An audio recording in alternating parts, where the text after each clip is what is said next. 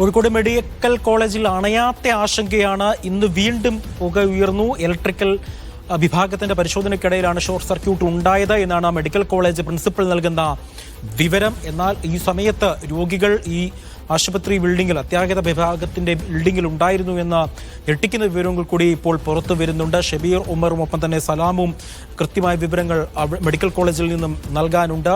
പുക കണ്ട ഉടനെ തന്നെ രോഗികൾ ഇറങ്ങി ഓടുകയായിരുന്നു എന്നുള്ള വിവരമാണ് രോഗികൾ തന്നെ പറയുന്നത്. വടകര സ്വദേശിയുടെ ഒരു പ്രതികരണം ഇങ്ങനെയായിരുന്നു. അദ്ദേഹം ഇന്നലെ വരെ അപ്പുറത്തെ നിലയിലായിരുന്നു. ഇത് പഴയ ബിൽഡിങ്ങിലായിരുന്നു ഉണ്ടായിരുന്നത്. ഈ സർജറിയുമായി ബന്ധപ്പെട്ടാണ് അദ്ദേഹം ഈ ആശുപത്രിയിൽ അഡ്മിറ്റ് ആകുന്നത്. വടകര സ്വദേശി ചാത്തുവായിരുന്നു.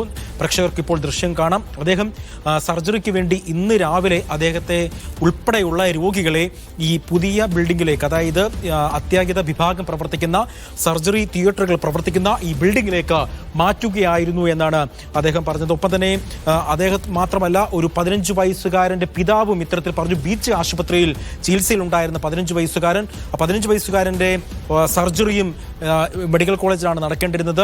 ആ 15 വയസ്സുകാരനെയും ഇന്ന് രാവിലെ 1 മണിയോടുകൂടിയാണ് ഈ മെഡിക്കൽ കോളേജ് ആശുപത്രിയിലെ പുതിയ നിലയിലേക്ക് മാറ്റിയത് എന്നാണ് ലഭിക്കുന്ന വിവരം. ഏറ്റവും പുതിയ വിവരങ്ങൾ, ഉപകരണങ്ങൾ കത്തി നശിച്ചു എന്നുള്ള വിവരങ്ങൾ കൂടി അവിടെ നിന്ന് വരുന്നുണ്ട്. സലാമുണ്ട് വിവരങ്ങൾ നൽകാനായി.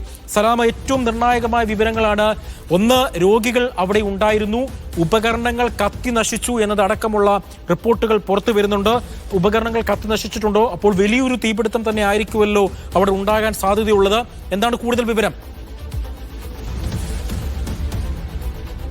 ഇലക്ട്രൽ ഇൻസ്പെക്ടറേറ്റിന്റെ പരിശോധനയ്ക്കിടെയാണ് ഈ രീതിയിലുള്ള തീപിടുത്തം ഉണ്ടായതെന്നാണ് ഈ മെഡിക്കൽ കോളേജ് അധികൃതർ പറഞ്ഞിട്ടുള്ളത്. എന്നാൽ ഇപ്പോൾ പുറത്തു വരുന്ന വിവരങ്ങൾ പ്രകാരം വലിയൊരു തീപിടുത്തം തന്നെ ഉണ്ടായി എന്നാണ് മനസ്സിലാക്കുന്നത്. ആശുപത്രിക്കുള്ളിലെ ഉപകരണങ്ങൾ കത്തി നശിച്ചിട്ടുണ്ട്. അതുപോലെ തന്നെ 6ാം നിലയിലാണ് ഈ മെഡിക്കൽ കോളേജ് അത്യാഹിത വിഭാഗ കെട്ടിടത്തിലെ 6ാം നിലയിലാണ് തീപിടുത്തം ഉണ്ടായത്. അതിന് പിന്നാലെ ഈ 4-5 നിലകളിലായി ഉണ്ടായിരുന്ന രോഗികളൊക്കെ തന്നെ പിന്നീട് തൊട്ടടുത്ത വാർഡുകളിലേക്ക് മാറ്റിയിട്ടുണ്ട്. നേരത്തെ, അതായത് കഴിഞ്ഞ ദിവസം ഉണ്ടായിരുന്ന തീപിടുത്തത്തിന് പിന്നാലെ തന്നെ 24, 26, 17ാം വാർഡുകളിലെ രോഗികളെ ഇന്ന് അവിടേക്കാണ് ആദ്യം മാറ്റിയത്. അവിടുന്ന് പിന്നാലെ ഇന്ന് രാവിലെ തന്നെ ആ രോഗികളെ പുതിയ കെട്ടിടത്തിലേക്ക്, അതായത് ഈ അത്യാഹിത വിഭാഗം ഇപ്പോൾ തീപിടുത്തമുണ്ടായ കെട്ടിടത്തിലേക്ക് പിന്നാലെ മാറ്റുകയുണ്ടായിരുന്നു. അതിനുശേഷമാണ് ഇന്ന് ഈ തീപിടുത്തം ഉണ്ടാവുകയും പിന്നീട് ഇവിടെ നിന്നും രോഗികളെ വീണ്ടും നേരത്തെ ഉണ്ടായിരുന്ന വാർഡുകളിലേക്ക് തന്നെ മാറ്റുകയും ചെയ്തത്. എന്തായാലും ആ രീതിയിൽ വലിയൊരു അപകടം തന്നെ ഉണ്ടായി എന്നുള്ളതാണ് രോഗികളും പറയുന്നത്. പെട്ടെന്നൊരു സൈറൻ അടിക്കുകയായിരുന്നു. അങ്ങനെ അതിനു പിന്നാലെ തന്നെ ഈ രോഗികൾക്ക് ഒരു മുന്നറിയിപ്പ് നൽകി